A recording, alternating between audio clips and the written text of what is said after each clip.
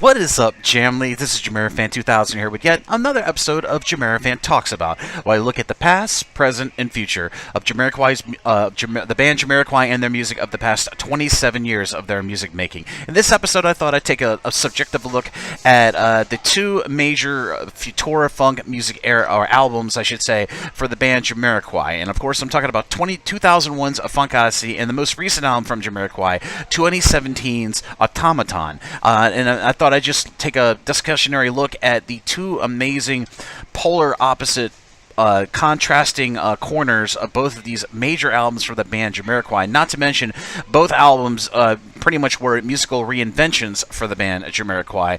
Starting with Return of Funk Odyssey from 2001.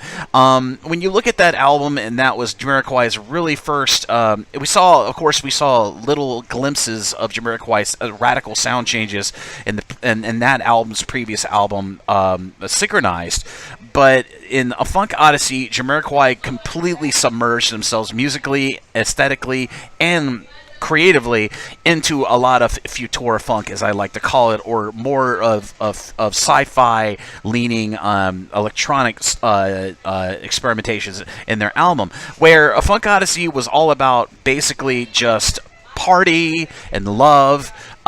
We compare and contrast that, of course, with JamiroQuai's most recent album, 2017's Automaton, where where they kind of where in Automaton they actually were kind of revisiting the Futura funk aesthetic of A Funk Odyssey, but this time they were actually looking at the world lyrically and musically, and kind of putting a big magnifying glass on the crazy stuff that was happening with humanity in the modern future, compared to A Funk Odyssey. Whereas A Funk Odyssey was all a party and a song about love and partying and enjoying yourself, Automaton was a bit of a stark, dark future look at the way the world was at that time.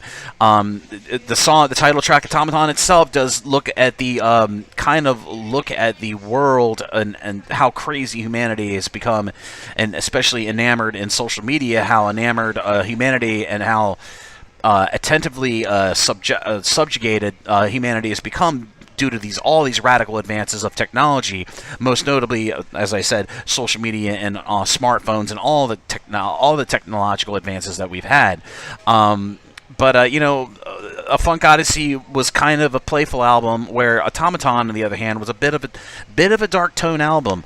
But you had other songs like Nights Out in the Jungle, Automaton, which was all about the murky world and the outside cityscapes of the world and all the crazy stuff that could happen, mostly in urban areas. But it's very interesting to look at both of these albums as different experiences. But of course, as I said, the electronic and the EDM influences that influence both of these albums. AFO was more of a Pro Tools, whereas Automaton was kind of grasping onto the new Ableton Live digital recording process for the music. Not to mention a little more of an EDM kind of influence. But both albums are completely different beasts, really. But they are both very parallel with each other when it comes to one being kind of playful with the future, whereas Automaton is much darker and looking at the world with more of a very speculative eye. And it's just very interesting to look at these two albums and go back and listen to them, which I most recently did go back and listen to A Funk Odyssey, and then I went and listened to Automaton, and you just see that big jump. You see both are still in that Futura funk type of vein of musical influence, but you do see the subject matter that both of these albums cover are very, very different from each other. Where, like I said, AFO was all playful and happy and party-like album.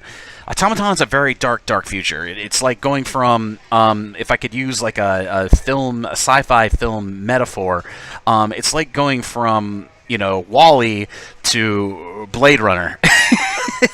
it's kind of it's very very interesting to go back and look at those aesthetics and look at the musical influence and looking at where the music went in those two albums. So I just thought I recorded JamiroFans Talk About. I just thought that was a very interesting topic that I hadn't covered in a previous episode of JamiroFan Talks About.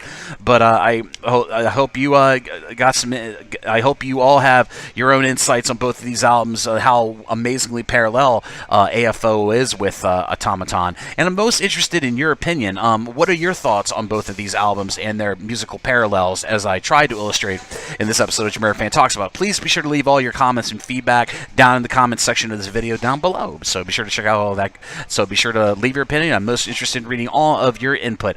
And that's it for this episode of JamiroFan Talks About. I hope you enjoyed this episode, and hopefully we'll see you again really, really soon. And as always, this is JamiroFan 2000, and I'll see you again really soon with another JamiroFan Talks About, another JamiroQuai Minute, and much more JamiroQuai related videos here on the JamiroFan 2000 YouTube channel. Bye-bye, everybody.